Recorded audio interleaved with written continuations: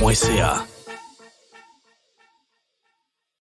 Est-ce que vous sentez comme moi la frénésie qui nous prend quand le beau temps s'installe?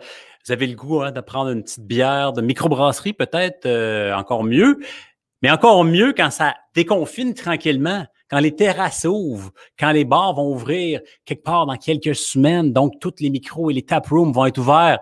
N'est-ce pas? Vous la sentez maintenant, cette euphorie qui nous consume totalement parce que l'été et le déconfinement arrivent de pair.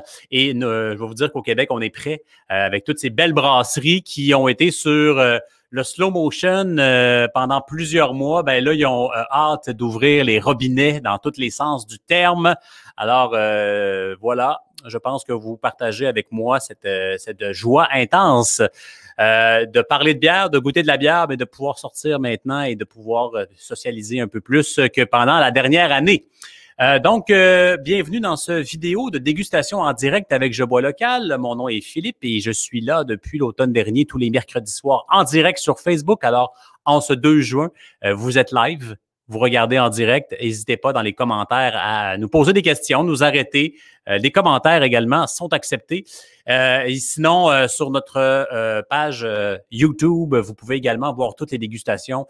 En rappel, vous pouvez vous abonner également à la chaîne, bien important. Comme ça, vous allez avoir toutes les vidéos au fur et à mesure que ça va sortir. Voilà. Pour ce vidéo, Je Bois Local, évidemment, une belle gang de tripeux de bières de microbrasserie, de cidre et de tout ce qui se fait de manière artisanale au Québec, jeboislocal.ca et une belle collection de boutiques à Québec, 4-5 boutiques maintenant pour vous servir pour les gens de la région de Québec. Sinon, pour les autres, jeboislocal.ca qui s'est refait une beauté d'ailleurs, est une mine d'informations si vous aimez la microbrasserie.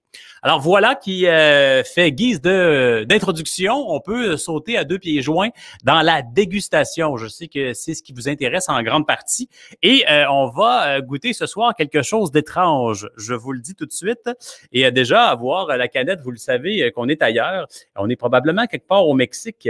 Et on va goûter cette gauze mexicaine brassée par Brasseur sur demande avec des piments forts. Et je n'ai jamais goûté ce produit encore, alors ce sera une découverte en temps réel avec vous.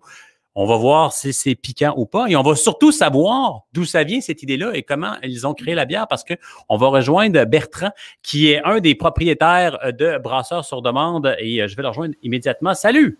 Salut, comment ça va? Ça va très bien. Moi, le mercredi, je suis totalement en feu. Je me lève et je n'ai qu'une seule envie, c'est 19h et de pouvoir partager avec les gens et de goûter de la bière. La journée est longue. Oui, la journée est longue, effectivement. Bertrand, on se connaît. On est des belles connaissances de longue date maintenant. Et je suis très content de t'avoir avec nous dans cette vidéo aujourd'hui. On va parler de Brasseurs sur demande, alors brasserie dans la région de Québec qui existe depuis très peu de temps. Mais juste avant de parler de tout ça, j'aimerais ça que tu nous parles de ton parcours à toi. Hein? Tout le monde a son histoire de pourquoi on se ramasse dans le monde de la microbrasserie. Alors, question que les gens apprennent à te connaître un peu. Parle-nous de ton histoire à toi, ton entrée dans le monde de la bière. Mon Dieu, mon entrée dans le monde de la bière est arrivée très tôt, peut-être trop, comme certains. Tout dépend de ce qu'on veut dire par entrer dans le milieu de la bière. En fait, ça m'a intéressé très rapidement, assez jeune, et même qu'au secondaire, on était dans les kits de brassage, les genres de kits de sirop préfait, puis là, je gossais avec ça, j'essayais des affaires, puis je trouvais ça, j'ai toujours trouvé ça bien le fun, puis à un moment donné, ben, tu te dis, bon, ça a ses limites quand même comme type de produit et tout, et comme résultat. Fait que pendant un bout de temps, ça a été tranquille au niveau du brassage.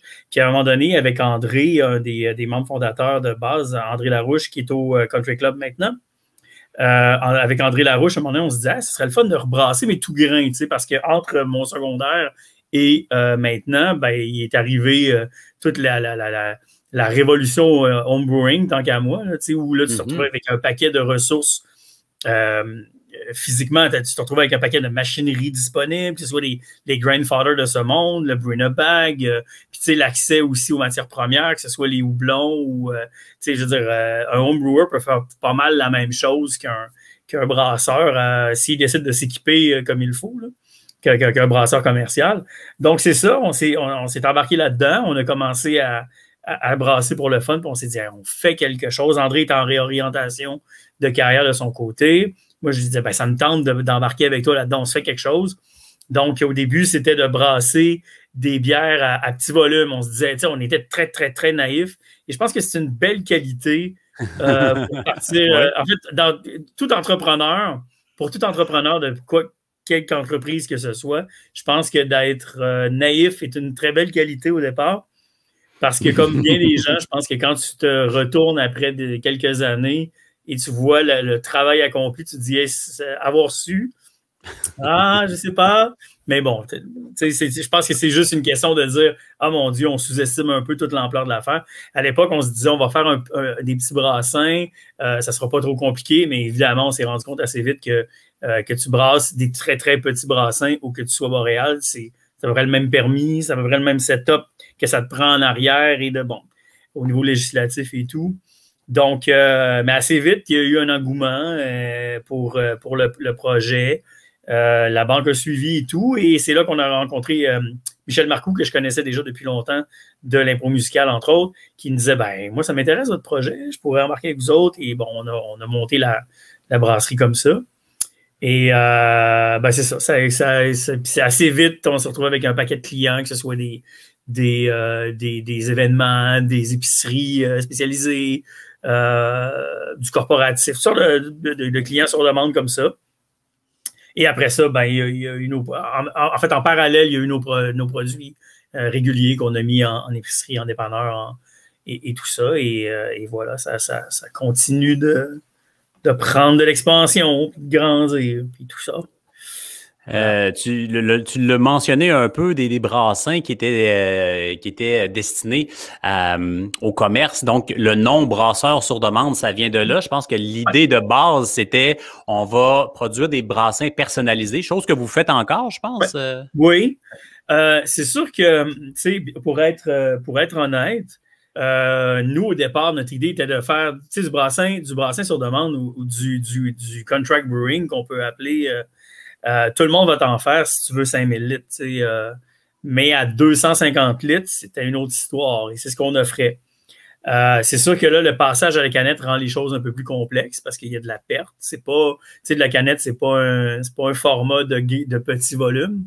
C'est un format de grand volume qu'on essayait d'adapter au petit volume parce que la demande était là. Je pense que l'industrie s'est adaptée, mais c'est fait pour du très grand volume. On s'organise avec des encanneuses. Je pense que sur le marché, il est apparu des encanneuses qui permettaient ça.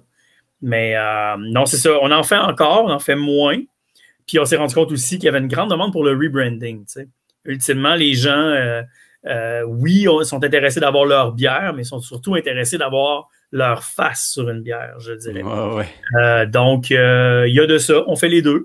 Les brassins, vraiment, où les gens disent, moi, je veux vraiment ça, j'ai une idée. On en a moins. On en a fait, mais tu sais, au départ, on en a fait, entre autres, pour un gars qui fêtait son 40e anniversaire. Et ses amis, ils ont payé un brassin custom et lui, il était à Carleton. Et il est ami avec les gens qui ont la houblonnière à Maria. Et les gens, il les aide souvent pour la cueillette du houblon et tout. Et dans la bière qu'on lui a fait, il y avait du houblon qu'il avait lui-même cueilli. Il savait. Fait que, tu vois, ça, c'est le genre d'affaire qui nous allumait beaucoup au départ. Mais il y a moins de demandes pour ça. C'est vraiment plus le côté, hey, je pourrais avoir ma bière à mon effigie, tout ça. C'est plus, c'est là que ça s'est dirigé un peu, le sur-demande surtout.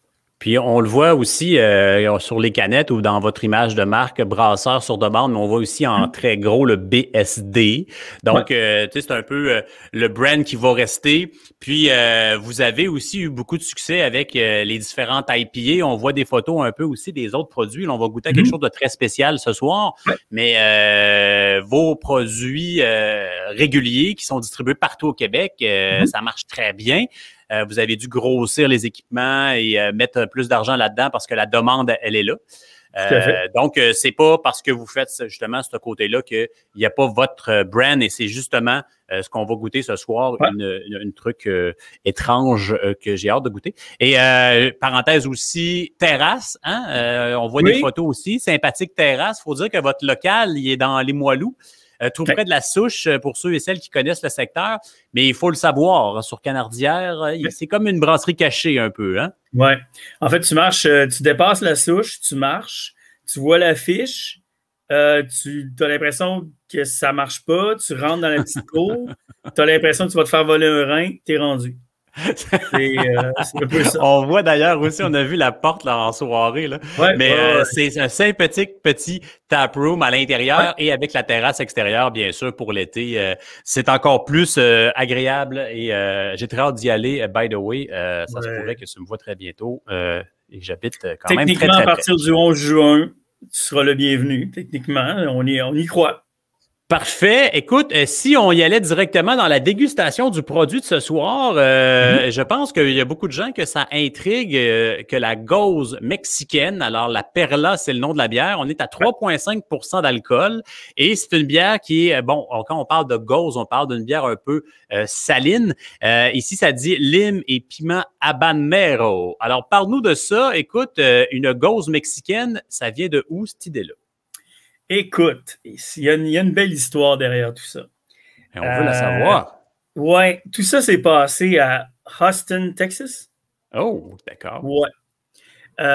J'étais avec deux amis, dont Pascal, a.k.a. Millimétrique, et son drummer, Jean-Michel. On était à Houston pour le plaisir et pour tourner un clip pour Millimétrique, pour le projet Millimétrique.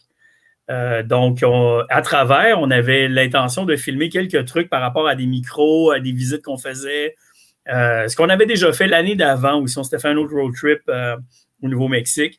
Et là, on est au Texas et on demande à un gars de nous faire lui fait des visites guidées de brasserie. Mais en fait, lui, il est wise. Son idée, c'est de dire, il vend des brew tours, mais ultimement, c'est pas ça. C'est qu'il vendait En fait, c'était vendu comme, c'est un brew tour, avec une thématique en plus avec le street art.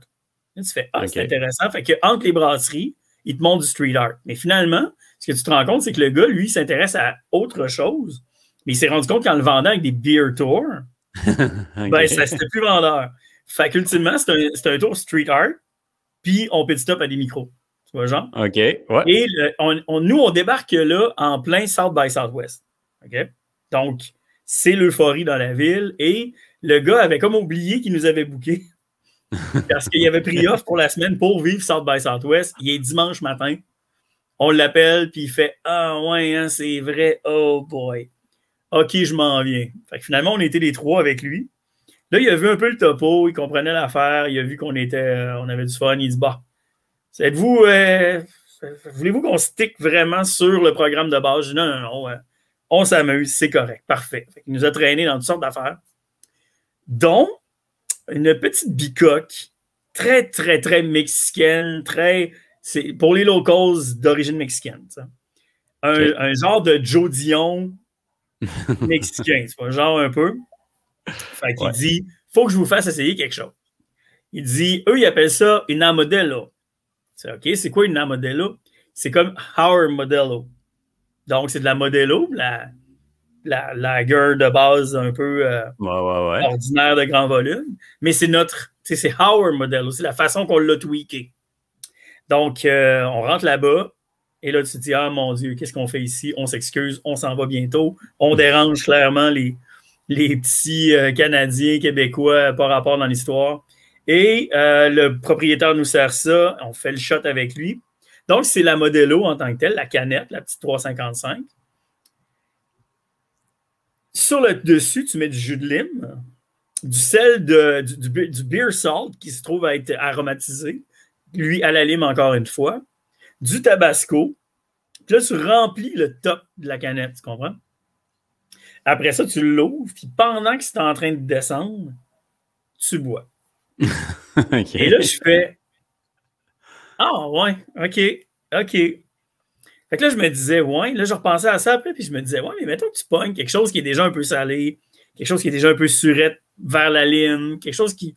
Puis t'as le piquant de la sauce tabasco, tu sais. Je me disais, ben une gauze zestée avec du piment, me semble que ça le ferait, tu sais. D'aller encore plus avec le sour de l'affaire, plus que juste la lime on top, tu sais. Parce que t'as encore la levure de lager en arrière pour la Modelo, tu sais. Je me disais, OK, on va essayer quelque chose. Fait qu'on a fait quelques tests au salon de dégustation et on a fini par trouver un bon dosage avec Vincent Xavier, un serveur de l'époque, qui est toujours dans la grande famille, mais qui ne travaille plus chez nous, qui lui faisait beaucoup de tests et tout. Et on est arrivé avec un dosage de piment. Puis ça a donné ça. Voilà.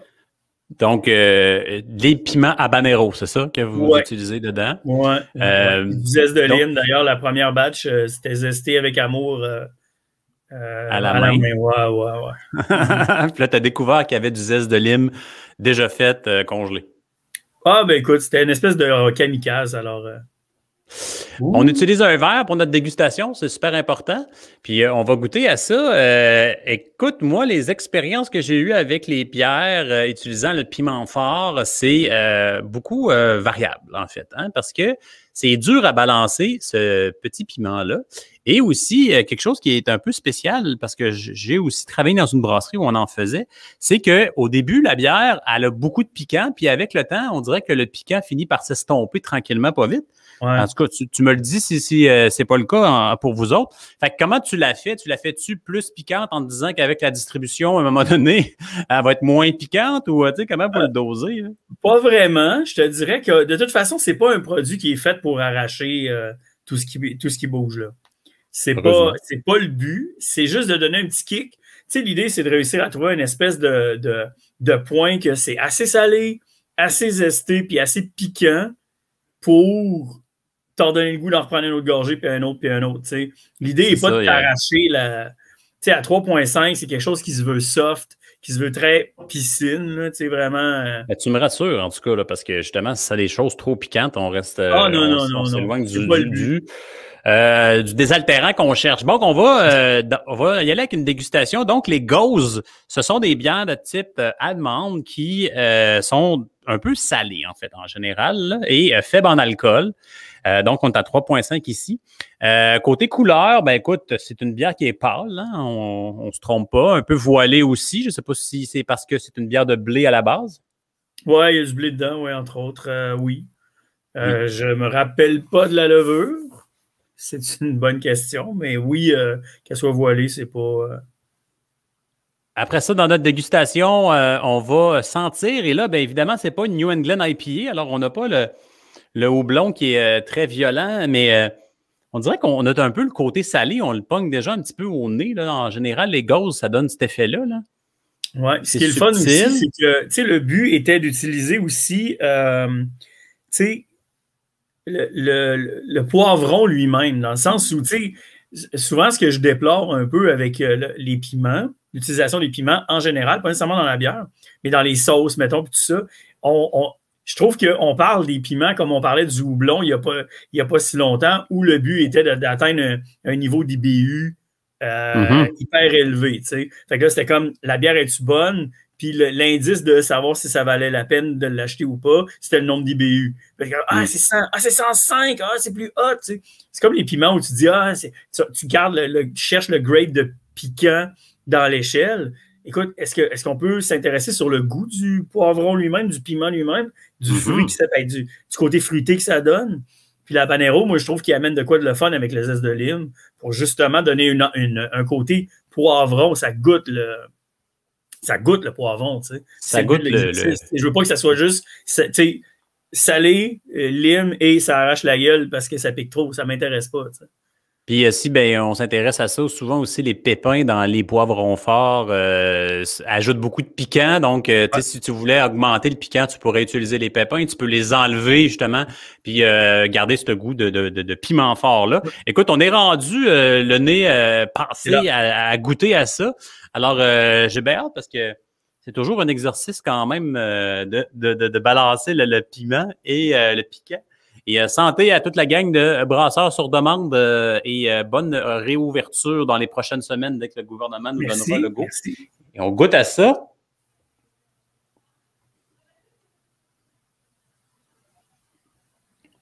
Faut pas que tu craches, là. C'est le bout, faut pas que tu craches. Non, mais. Faut que tu craches, genre, qu'est-ce que c'est ça? Faut pas que tu fasses ça. OK, évidemment, le piment, en général, justement, le côté piquant, il arrive un petit peu à retardement. Fait que la première chose qu'on goûte, c'est vraiment la base de la gauze. Donc, il y a vraiment un côté salin. Et la lime aussi, légèrement. Puis après ça, il y a une chaleur là, qui embarque là, Mais à fade out, tu sais, ça reste pas, ça s'empile pas non plus. Tu sais, à chaque fois que tu prends ta gorgée, à un moment donné, tu fais « Oh, une petite chaleur ici. » là.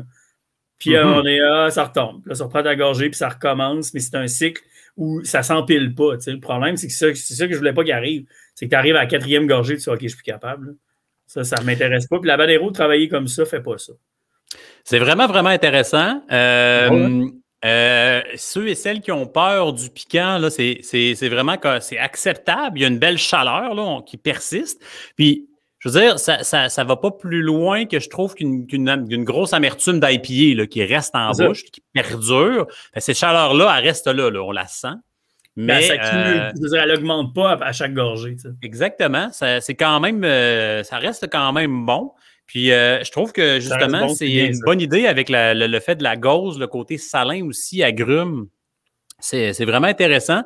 Donc, moi, je trouve que ça passe le test de l'équilibre entre le piquant, le désaltérant qu'on cherche. Là, fait que vraiment très intéressant. Pas de joke, là.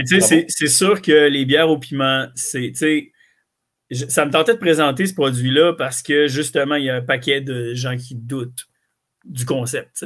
Tu l'as dit d'entrée de jeu, tu as eu des expériences, tu as eu tous les types d'expériences, des bonnes et des moins bonnes. C'est difficilement gageable, mais je pense que combiné comme ça, ça marche. Ça, c'est une proposition qui, je pense, marche. J'ai bu aussi récemment des trucs au piment oiseau, mettons dans les stouts. Ça marche toujours bien aussi. Mais c'est ça, je trouvais que c'était intéressant de présenter celui-là parce que c'est clair qu'il y a des gens qui, ça les intéresse parce que c'est au piment, mais il y a des gens qui disent, moi, ça m'intéresse justement pas parce que c'est au piment. Dans la même optique, on sort bientôt, on avait déjà sorti une Berliner Weiss, Ricard, je te dirais, Berliner Weiss au pastis. OK, vraiment. OK. Il y a des gens qui vont faire, ah, mon Dieu, moi, ça m'intéresse pas.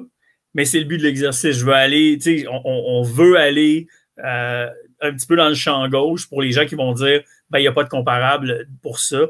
Donc, la perle, il y a des gens qui adorent ça, il y a des gens qui n'aimeront pas ça, inévitablement. Mais ceux qui aiment ça, quand ils la voient, ils sautent dessus. Puis, c'est pas un produit pour tout le monde, mais.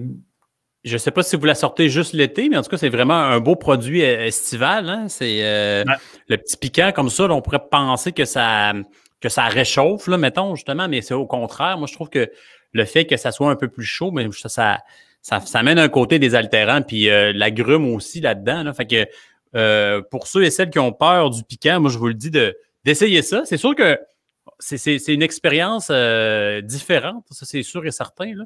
Mais c'est pas complètement débalancé, là. C'est pas outre nature. Puis tu vois, j'ai encore pris quelques gorgées, puis exemple, j'ai pas les lèvres qui chauffent nécessairement. Là. Ça garde une chaleur, mais c'est très bon. Puis on goûte quand même un peu le côté salin de la gauze aussi en arrière. Puis on est à 3,5 %. C'est magnifique. C'est l'été, c'est ça le but de l'exercice. Et si tu te poses la question pourquoi elle s'appelle la Perla, ben, c'était le nom du petit bar, le petit bar mexicain s'appelait La Perla à Austin, Texas. Donc, j'ai comme dit, elle ne peut pas s'appeler autrement que La Perla. J'aime aussi vraiment le design mexicain. On ne peut pas se tromper. Là. On sait vers quoi on s'en va quand on met la canette dans nos mains. Là. Ouais. Écoute, merci pour cette expérience-là. Je vais t'avouer, personnellement, c'est pas quelque chose que j'aurais essayé. J'aurais eu peur un peu. Donc, tu fais bien de nous faire découvrir ces choses-là parce que c'est quand même très, très, très bien fait. Écoute, avant de terminer la vidéo, Bertrand, j'aimerais ça avoir quelques nouvelles de Brasseurs sur demande à venir. Y a-tu des produits qu'il faut s'attendre bientôt à voir apparaître? Y a-tu des... parle-nous un peu là, sur une note joyeuse de l'avenir de la brasserie et des produits. Écoute, une note joyeuse, c'est assez facile. On a plein de beaux trucs qui s'en viennent. Je te dirais, dans les derniers temps, la gamme des fuzz marche assez fort. On a fait une gamme de gauzes impériales qui marche bien dans les derniers temps. La Fosse jaune, la Fosse orange, entre autres, qui est une gauze à 8 points quelques % avec de l'orange sanguine, la canneberge, et c'est salé au citron confit. C'est un genre de grosse orange croche salée. C'est bien le fun. Ça marche très bien. Sinon, justement, je parlais de la Berliner Pastis qui va être la prototype C. On refait un test pour voir un peu. C'est à très petit volume. Ça devrait rentrer dans les épiceries et dépendances spécialisées la semaine prochaine. Sinon, on a fait la bière. On a fait une Pico IPA à 1,8 % d'alcool pour Bière dessinée qui sort dans les prochaines semaines. La BD sur les bières de la région de Québec. Donc, on a brassé une bière pour ça. Sinon, on continue la rotation de nos petits monstres qui vont assez bien. Les amis, la Silinani, la Sour CC, la Crush Karma et compagnie. Et nous aurons bientôt une milkshake dans les prochaines semaines qui va sortir sous cette gamme-là, qui va s'appeler affectueusement la Milky Vanilla. Donc, oui, ça s'en vient dans les prochaines semaines aussi.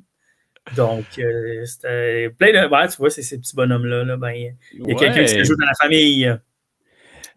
Évidemment, les bières sont faciles à trouver un peu partout au Québec, hein, pas juste à Québec, mais vous êtes distribués un peu partout, donc facile à trouver. Partout, ouais. Exact. Et ben, vous cherchez ce logo-là, là, hein, le brasseur sur demande, et tout dépendant des gammes de produits, ben, on a des couleurs et des designs différents. Puis moi, je vous invite fortement à goûter les IPA, les séries IPA de brasseurs sur demande sont vraiment très, très bonnes si vous voulez vous lancer dans la découverte de ces produits-là. Merci beaucoup, Bertrand, du temps que tu as passé avec moi aujourd'hui. Plaisir. Et on aura le plaisir de se revoir bientôt, je te l'assure. Oui, j'y compte bien. Parce que ce qui est intéressant avec ta terrasse, c'est que je peux me mettre en boule et rouler jusque chez nous par la suite. Comme ça, en descendant la côte. Alors, c'est parfait pour moi. Écoute, ça nous fera plaisir de te donner une poussée. Hey, merci beaucoup, Bertrand. Bonne soirée.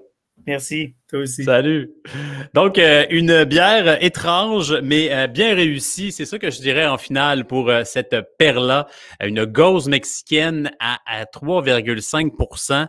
La chaleur, comme on le disait, du piment reste en bouche, mais on parle de chaleur ici et pas le côté vraiment trop piquant qui serait pas digeste. Alors, un produit vraiment, vraiment intéressant pour les amateurs de piment, bien sûr, en premier lieu, mais aussi ceux et celles qui veulent faire des expériences hors de l'ordinaire. C'est très, très bien réussi. Voilà, c'est tout pour le vidéo de ce soir. Merci beaucoup d'avoir été là en direct ou pas en direct, tout dépendant. Et je vous donne rendez-vous mercredi prochain pour une autre dégustation en direct.